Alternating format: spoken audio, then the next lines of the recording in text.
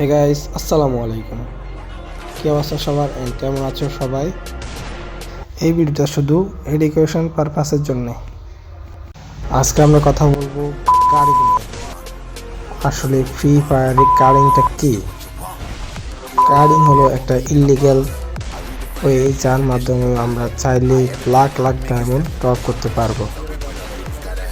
যেটা বাইরের দেশে যে ভিসা কার্ড হয় না, visa card, master card, credit card, এগুলো করে ডার্ক ওয়েবে সেল করা হয়। ওইখান থেকে মানুষ কিনে ওইটা ফ্রি ফায়ারের মধ্যে অ্যাড করে ওইখান থেকে টপ করে।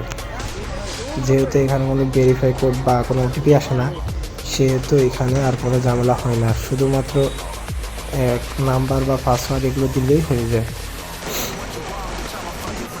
তোমাদের যাদের যাদের এরকম কার্ড প্রয়োজন, তোমরা আমাকে কমেন্ট করতে পারো আর আমার টেলিগ্রামে জয়েন হতে পারো।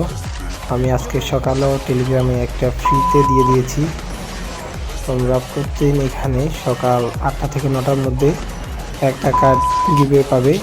যে সকালের আগে ঢুকবে সেই পাবে।